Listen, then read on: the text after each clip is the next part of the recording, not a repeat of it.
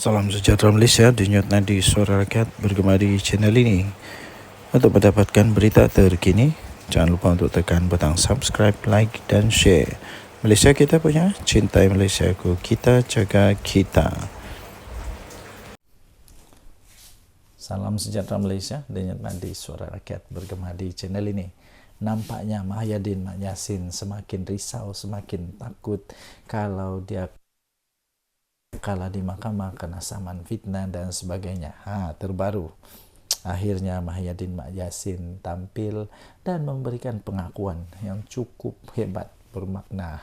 Hebat ini. Muhyiddin kata, saya tidak berniat memfitnah sesiapa. Tidak berniat. Orang tidak berniat ini adalah orang yang macam mana? Tapi kalau sampai disebut berkali-kali, tidak pasti berniat ke tidak.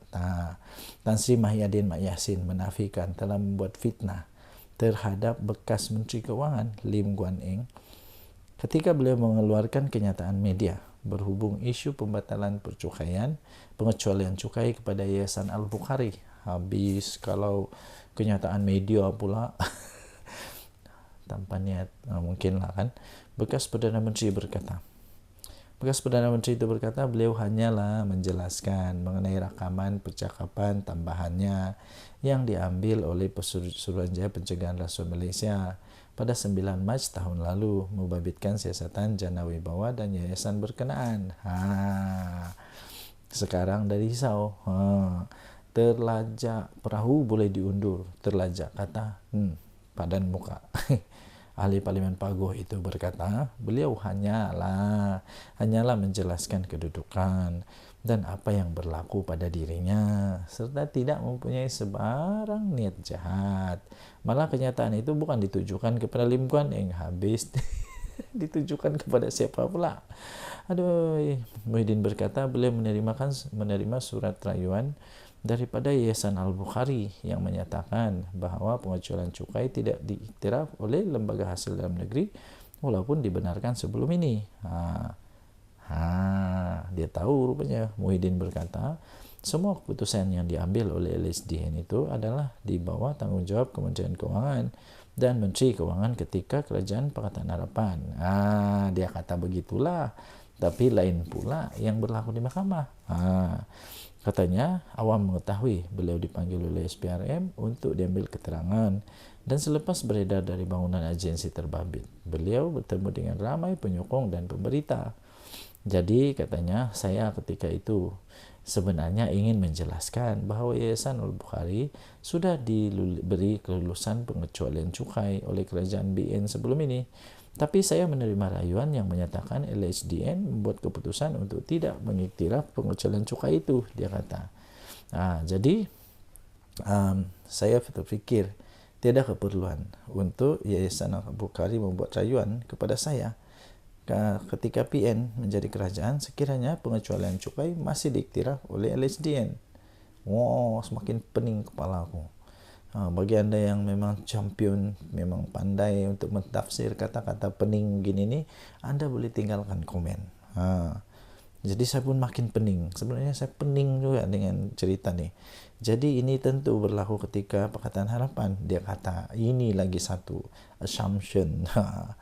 Jadi saya tidak menuduh atau memfitnah katanya. Saya cuma merujuk ketika di mana kerajaan ketika itu dan Pakatan Harapan dan hakikatnya plaintiff Menteri Keuangan. Dia kata nanti kita tengoklah mahkamah nanti cakap macam mana. Muhyiddin berkata demikian melalui pernyataan saksi dalam kes saman difailkan Lim Guan Eng terhadapnya yang didakwa mengeluarkan 3 kenyataan fitnah. Okey, anda boleh baca semua ini di biharian.com.my 16 Julai tahun 2024. 16 Julai 2024, saya tidak berniat fitnah sesiapa, kata Muhyiddin Yassin. Bye-bye. Salam sejahtera Malaysia, denyut nadi suara rakyat bergema di channel ini. Kali ini betul-betul kantoi habislah Muhyiddin Yassin ini. Kali ini betul-betul dia kantoi betul kali ini. Dia cuba untuk kasih orang lain yang seolah-olah buat kesalahan tapi rupa-rupanya dia kantoi. Ini di mana disebut di mahkamah lagi ya, tuan-tuan dan puan-puan. Ini memang memalukan. Pengecualian cukai Yayasan Al-Bukhari sebenarnya dibatalkan ketika Muhyiddin jadi Perdana Menteri. Ketika Muhyiddin jadi Perdana Menteri, rupa-rupanya Mahkamah Tinggi di sini pada hari ini diberitahu bahwa sebenarnya isu untuk pembatalan pengecualian cukai kepada Yayasan Al-Bukhari yang dibuat semasa Tan Sri Mahyadin Mat Yassin memegang jawatan Perdana Menteri. Peguam Guok Ngek Siong yang mewakili bekas Menteri Keuangan yaitu Lim Guan Eng berkata, merujuk kepada surat yang ditandatangani oleh pengerusi Yayasan Al-Bukhari yaitu Tan Sri Syed Mokhtar Al-Bukhari pada 5 Februari tahun 2021, perkataan baru-baru ini dalam surat tersebut membawa maksud perkara pembatalan atau pembatalan status pengecualian cukai itu berlaku baru-baru ini. Sebelum defendant, yaitu Muhyiddin Mat Yassin, menyiarkan 3 kenyataan yang berunsur fitnah. Defendant tahu mengenai kandungan sebenar surat itu dikeluarkan Tan Sri Syed Mokhtar bertarik 5 Februari 2021.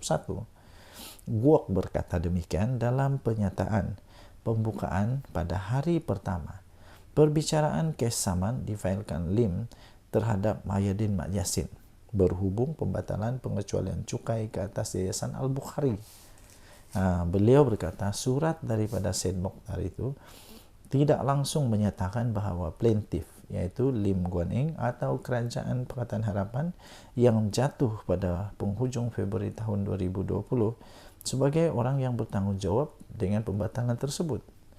Dalam mana-mana keadaan, tiada satu bukti atau dokumen pun yang boleh membuktikan plaintiff yang menyebabkan pengecualian cukai diberikan kepada Yayasan Al-Bukhari itu dibatalkan. Malah Perdana Menteri sendiri, Datuk Seri Anwar Ibrahim ketika membuat kenyataan itu pada tahun 21 Mac tahun 2023 di Parlimen yang membongkar dan mendedahkan kenyataan fitnah defendant yang palsu. Anwar menjelaskan kepada Parlimen bahawa plaintiff tidak pernah membatalkan status pengecualian cukai yang diberikan kepada Yayasan Al-Bukhari, kata peguam itu. Sementara itu, Guok berkata keterangan yang akan diberikan di mahkamah dengan jelas akan menunjukkan bahawa pembelaan difailkan defendant semuanya penuh dengan pembohongan, tidak berasas, tidak disokong, dan pembelaan oleh Muhyiddin adalah pembelaan palsu. Oleh kerana defendant tahu atau sepatutnya mengetahui kandungan surat yang dikeluarkan oleh Tan Sri Syed Mokhtar dengan kepada defendant, satu-satunya penjelasan mengapa defendant terus mengeluarkan kenyataan fitnah secara terang-terangan dengan menyerang plaintiff adalah demi survival politik defendant. Ini penting bagi defendant kerana defendant ketika itu berhadapan kemungkinan akan didakwa di mahkamah. Lim Guan Eng dijadualkan untuk memberi keterangan di hadapan Pesuruhjaya Kehakiman Rosmawar Ruzain pada sesi sebelah petang. Pada 27 Mac yang lalu, 27 Mac tahun 2023 ya, Lim memfailkan saman terhadap Muhyiddin Yassin kerana didakwa telah mengeluarkan 3 kenyataan berunsur fitnah di Facebook yang membabitkan Lim Guan Eng berhubung isu pengecualian cukai 9, 11 dan 12 Mac 2023. Laporan itu kemudian diterbitkan beberapa akhbar dan portal berita. Bekas Ketua Menteri Pulau Pinang itu juga mendakwa kenyataan fitnah itu juga bermaksud beliau menyalahgunakan kedudukan dan kuasanya dengan memberi kuasa atau mengarahkan lembaga hasil dalam negeri mengenakan cukai dan penalti ke atas yayasan kebajikan itu, sedangkan mereka tidak sepatutnya dikenakan cukai. Denyut nadi suara rakyat bergema di channel ini. Jangan lupa tekan butang subscribe, like, dan share. Adakah kita akan melihat sekali lagi Muhyiddin Mat Yassin kena di mahkamah? Kita tengok sejarah. Tinggalkan komen. Bye-bye. Salam sejahtera Malaysia. Denyut nadi suara rakyat bergema di channel ini.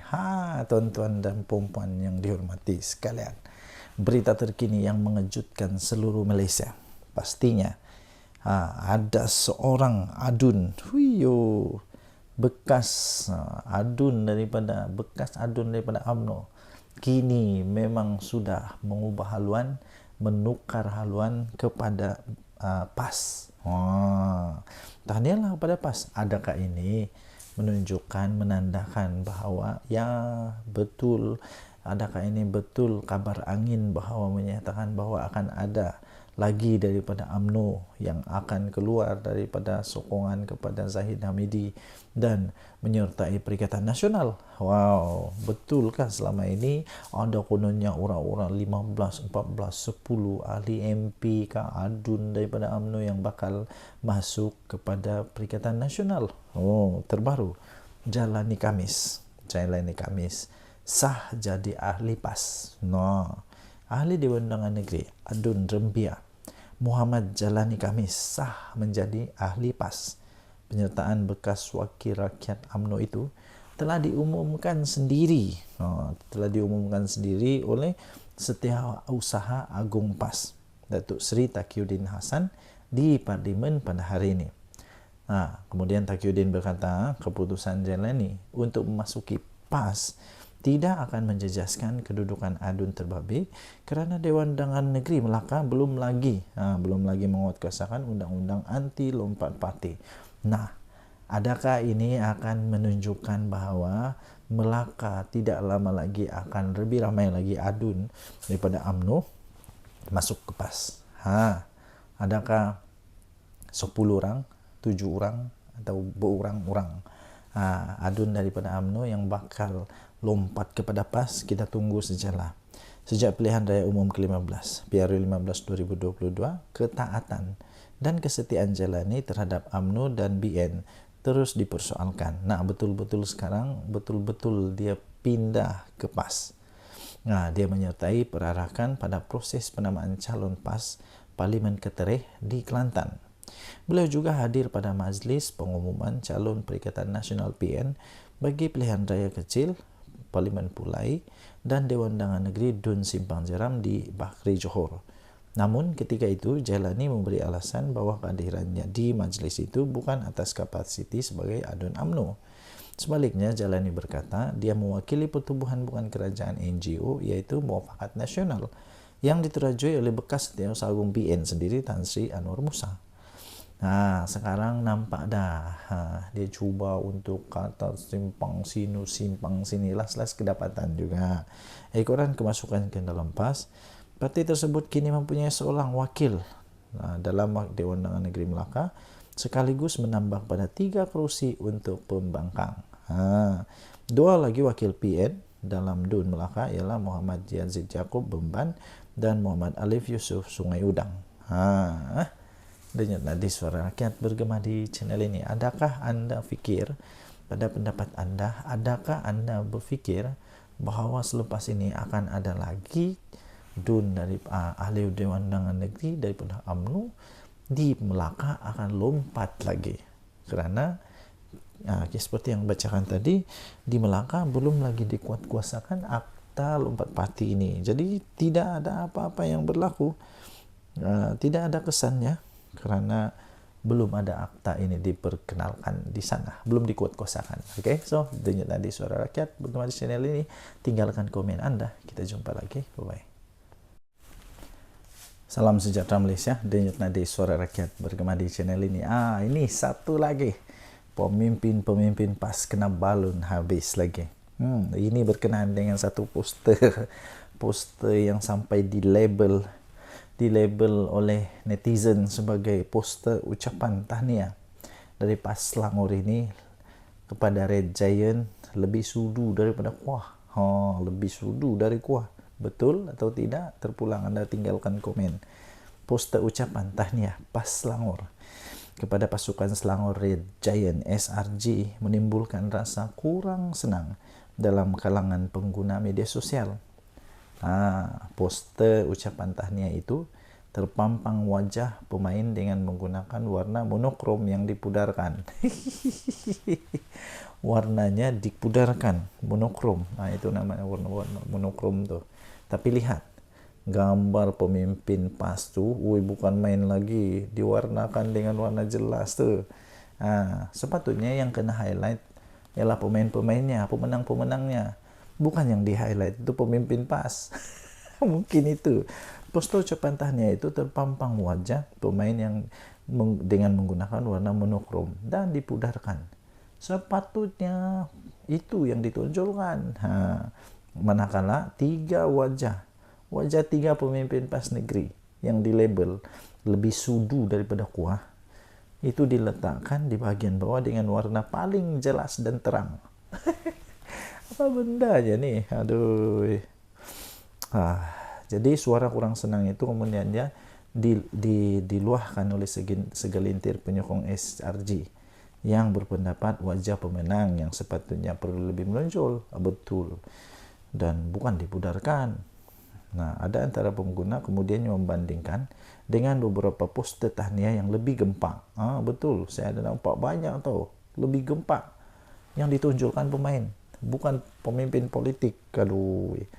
Nah, ada di antara mereka yang membandingkan dengan beberapa poster tahniah yang lebih gempak.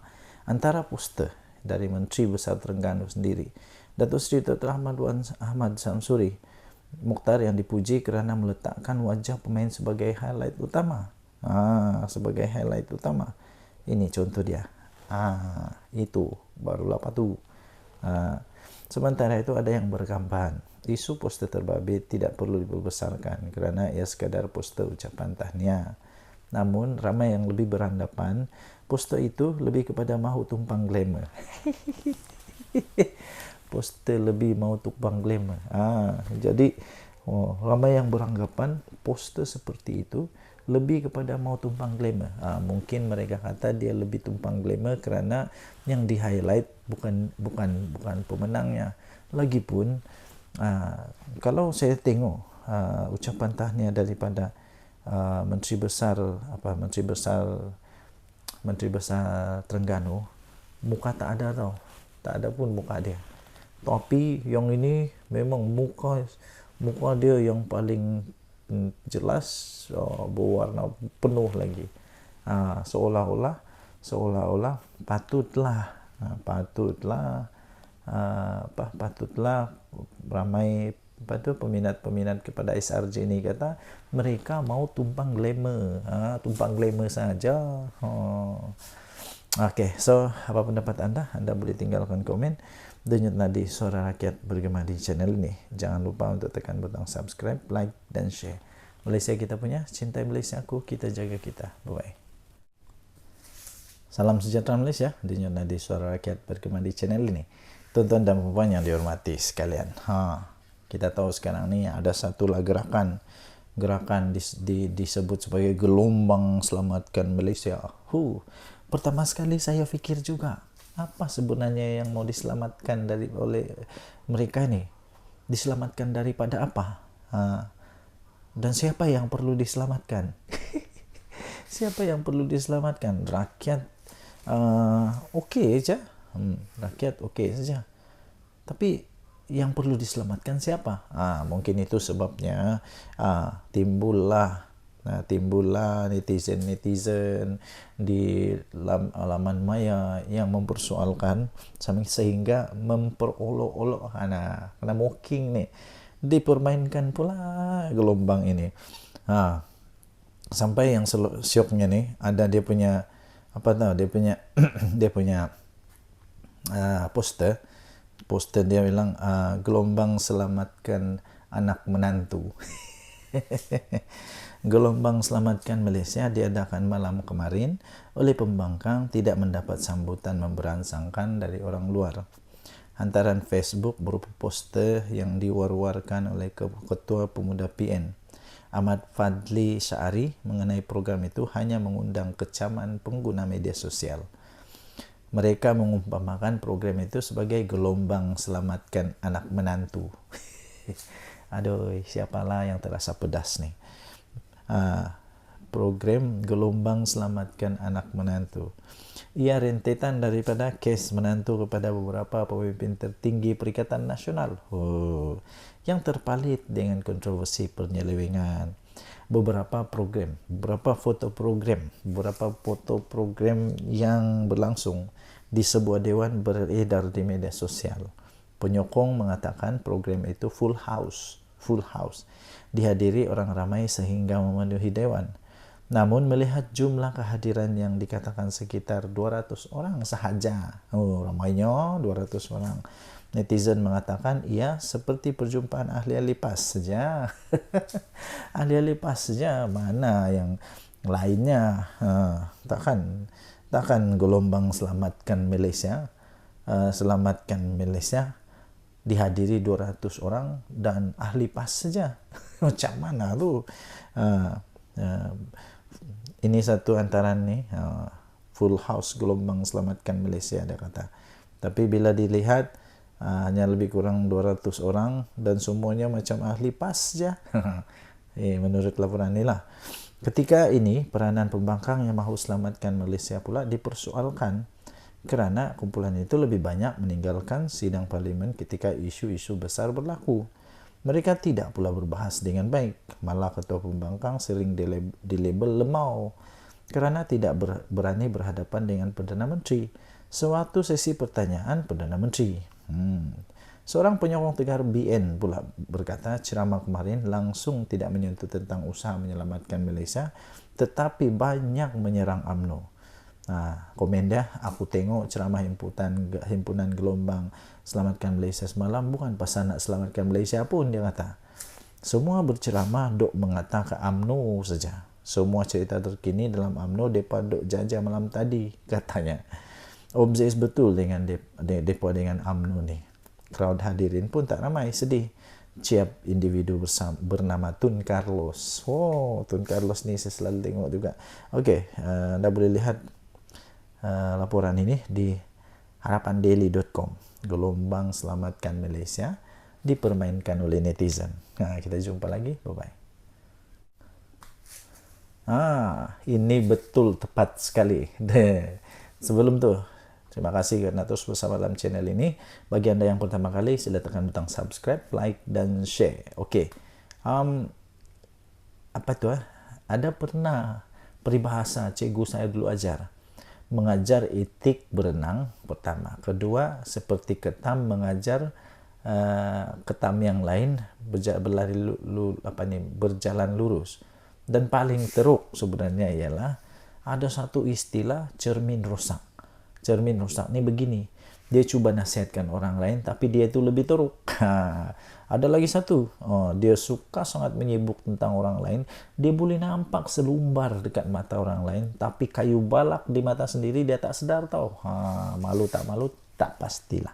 Saya pun tidak pasti. Inilah yang mungkin terjadi kepada Wan Faisal. Wan Faisal yang cuba sembang. Sembang konon nak jadikan KLIA world class. Siap bagi nasihat, tunjuk buku lah, buku ni Sim Kibon ni, dia tunjuk ni KLA supaya KLIA jadi world class. Banyaklah dia, tapi dia tidak ingat sepatutnya kasih nasihat dulu kerajaan di mana-mana yang berlaku lah. Tapi yang dalam kes ini disebut di sini KLIA world class, tapi stesen bas KB macam bengkel saja. Apa hal? Ada gambar tu tahu. Ahli parlimen macam Wan Ahmad Faisal, Wan Ahmad Kamal menjadi bahan sindiran ramai selepas beliau cubalah mengajar kerajaan sekarang ini bagaimana untuk menjadikan lapangan terbang antarabangsa KLIA bertaraf dunia. Bertaraf dunia. Tapi dia lupa. Beliau ketika sidang Dewan Rakyat baru-baru ini membawa buku biografi mendiang Sim Kibon. Bapa kepada kejayaan lapangan terbang Changi, meminta kerajaan belajar daripada usaha mendiang. Katanya resepi untuk menjayakan lapangan terbang terkenal itu bukan di atas tangan GIP atau Black Rock. Yalah, betul lah. Tapi menggunakan pengalaman dan kepakaran sendiri. Saranan itu ibarat menyerang diri sendiri pula. Malu. Apabila ramai terus mempersoalkan apalah yang sudah dia lakukan untuk membangun stesen bas di Kota Baru. Tempat sendiri, terminal bas sementara itu sehingga kini masih digunakan walaupun kekurangan berbagai kemudahan. menyebabkan lokasi tersebut dianggap antara lokasi pengangkutan awam yang ketinggalan zaman.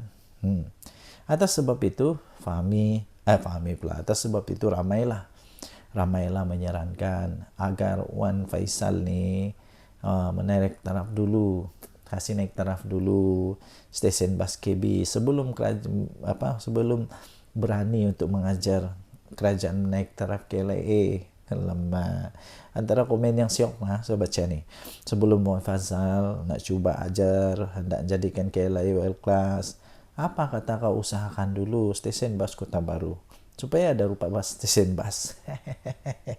Kemudian baru cerita teori kau di parlimen. Nah, kemudian ada lagi orang bincang masalah MAHB, dia bincang masalah stesen bas. Aduh. Ia kemudian dibalas pula semula oleh pengguna X. Ya, tersebut dengan ringkasan paling mudah untuk difahami. Wan Faisal ceritanya macam ini.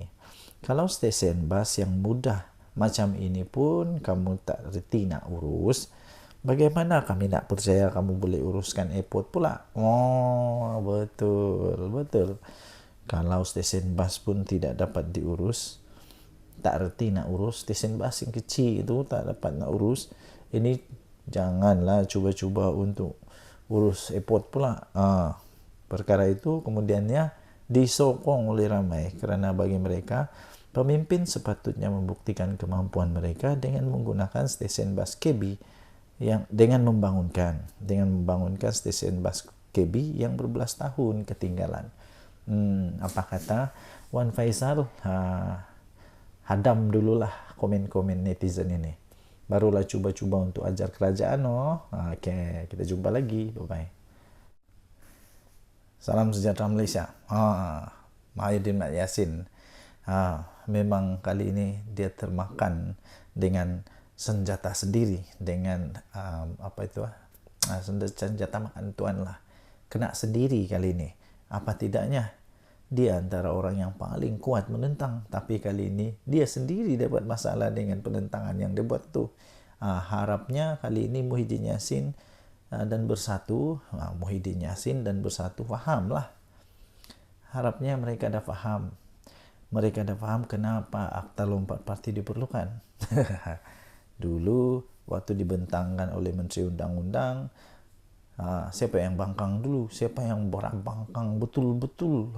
Sebab waktu itu banyak sangat berita-berita kabar angin bertiup, kononnya ahli UMNO nak lompat bersatu dan macam-macam lagi. Syok lah waktu itu, seronok lah. Sekarang dah kena lubang hidung sendiri, apa rasa? Oren. Ini ada satu artikel daripada Harapan Daily. Harapnya Muhyiddin Bersatu dah faham kenapa Akta Lompat Parti diperlukan. Selepas insiden 6 ahli parlimen ini, Muhyiddin dan Bersatu diharapkanlah supaya mereka dah fahamlah kenapa anti lompat parti ini, akta ini diperlukan. Baguslah ahli-ahli parlimen PN dan Bersatu dah mula berhujah di parlimen bencana akibat budaya ini. Kelompangan yang wujud dalam akta itu hasil daripada cadangan Mahyudin sendiri. Mahyudin Yassin dulu sendiri cadangan. Eloklah ditutup semula, dipindah dan diperkemas. Kerajaan Madani pula bersetuju untuk melakukannya. Tak ada masalah. Tak perlu lagi diungkit apa yang berlaku sebelum akta ini digubal. Lupakanlah sejarah silam yang semua pasti ada kisahnya. Semua parti mesti ada kisah-kisah sejarah silam. Lupakanlah. Akta Lompat Parti 2022 sebenarnya telah pun memulakan lembaran baru untuk kestabilan politik Malaysia yang kita perlukan untuk tingkatkan daya saing negara. Cukuplah insiden seperti langkah Sheraton dan tebuk atap yang menjahanamkan ekonomi negara dan sebabkan kebencian mendalam rakyat terhadap ahli politik. Berpolitik menukar kerajaan buat 5 tahun sekali, sudahlah, cukuplah. Berpuluh-puluh juta ringgit wang negara yang nak dibelanja untuk 6 PRK ini boleh dialihkan untuk bantu rakyat. 6 PRK yang nak dicetuskan ini hanya memenuhi ego pemimpin-pemimpin politik dan bukan isi kekosongan akibat daripada kematian wakil rakyat. Ini lebih pada sabotaj ekonomi dengan mengganggu kestabilan politik negara pada waktu pelabur mencurah-curah masuk ketika ini, apatah lagi rating kita dah semakin naik. Kata ringkas tapi betul-betul cukup bermakna. Saya setuju nih. Cukup-cukuplah, sudah-sudahlah. Harapnya selepas ni Muhyiddin Yassin dan Bersatu fahamlah. Hidup ini macam roda. Kadang-kadang kau di atas, kau tidak mau yakin sangat. Nanti bila sudah masanya, bila sendiri terkena, macam-macam lah. Lepas tu cerita lain, buat lain cerita lain. Bila terangkan kepada orang lain, lain ceritanya. Seolah-olah semua salah orang. Yang sebenarnya siapa yang bersalah. Okey, tinggalkan komen anda. Jenutnya di Suara Rakyat Bergema di channel ini. Jangan lupa untuk tekan butang subscribe, like dan share. Malaysia kita punya, cinta Malaysia ku, kita jaga kita. Mari kita jaga sama-sama negara kita supaya aman, damai, harmoni dan terus diberkati oleh Tuhan. Kita jumpa lagi. Bye-bye. Salam sejahtera Malaysia. Denyut nadi Suara Rakyat Bergema di channel ini. Nampaknya video-video saya yang saya beri tajuk Muhyiddin, minta maaf, yang saya beri tajuk Muhyiddin naik jadi Perdana Menteri, Datuk Seri Anwar Ibrahim tumbang, itu paling banyak mendapat tontonan. Dan rupanya daripada itu saya dapati memang ramai sangat yang mau tengok Muhyiddin Yassin jadi Perdana Menteri sekali lagi. Saya pun hairan. Kenapa sebenarnya ada orang mau Perdana Menteri sekali lagi Datuk Seri Tan Sri Muhyiddin Yassin? Pada pendapat saya, bukan tidak boleh dia jadi Perdana Menteri sekali lagi, boleh saja. Tapi persoalannya ialah kenapa perlu dia lagi? Bukankah ada lebih ramai yang lebih bagus dan sebagainya? Dan yang paling tepat ialah dia tidak akan jadi Perdana Menteri lah. Dia tidak akan jadi Perdana Menteri untuk kali kedua dalam masa yang singkat-singkat ini, tidak. Kerana tren sekarang saya lihat Tan Sri Muhyiddin Yassin tidak akan mendapat sokongan untuk jadi Perdana Menteri bagi Perikatan Nasional. Lagipun seperti yang kita tahu, PAS pun pernah sudah menyatakan bahawa mereka pun ada calon Perdana Menteri pada pilihan raya yang lalu, iaitu calon mereka tidak lain tidak bukan Menteri Besar Terengganu. Dan itu sendiri pun dipersetujui atau diperakui oleh Tan Sri Muhyiddin Yassin. Dia juga memperakui bahawa Dr. Sam itu, iaitu Menteri Besar Terengganu itu, memang mempunyai kualiti, memang mempunyai kelayakan untuk jadi Perdana Menteri. Habis kalau sudah begitu, mahukah PAS membiarkan begitu saja jawatan Perdana Menteri jatuh kepada Bersatu yang tak kuat mana sekarang ini, yang ramai orang kata Bersatu sekarang ini hanya berharap kepada kekuatan daripada PAS. Yang ramai orang kata Bersatu ni hanya melukut di tepi gantang, hanya mengharapkan kekuatan daripada PAS. Kalau ada pilihan raya pun, kemenangan-kemenangan daripada Bersatu itu pun hanya kerana ihsan, bantuan, kerjasama dengan PAS. Cuba kalau tidak ada PAS, boleh menangkah Bersatu?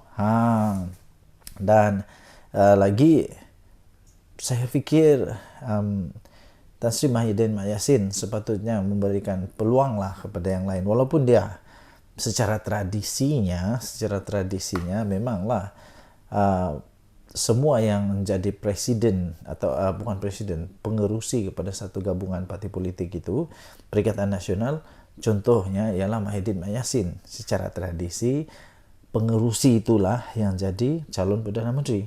Tapi persoalannya, mahukah lagi PAS Muhyiddin Yassin jadi Perdana Menteri, yang menyebabkan PAS hanya sekejap saja berada dalam kerajaan. Sekejap saja dalam kerajaan, lepas tu tumbang. Tumbang kerana nampaknya Muhyiddin Yassin didakwa telah pun gagal menjalankan tanggungjawabnya sebagai Perdana Menteri. Mahukah kita Perdana Menteri kita sekali lagi yang tidak pun pandai bercakap secara live, yang mahu direkam dulu, takut untuk live, takut untuk jawab wartawan, mahukah begitu? Itu soalan-soalan yang kita boleh pertanyakan. Apapun sebenarnya. Kalau memang Mahyadin Mak Yassin jadi Perdana Menteri sekali lagi, itu bagus, tidak masalah. Yang penting pastikan kali ini kerajaan yang betul-betul nanti ini betul-betul yang bagus lah. Tidak ada lagi sakau menyakau sampai ya anak menantu yang lari ke luar negara tidak berani balik Malaysia. Jangan ada macam itu lagi, ya. Berhentikanlah perkara-perkara begitu. Okey, dan Nadi Suara Rakyat bergema di channel ini. Jangan lupa tekan butang subscribe, like dan share. Bye bye.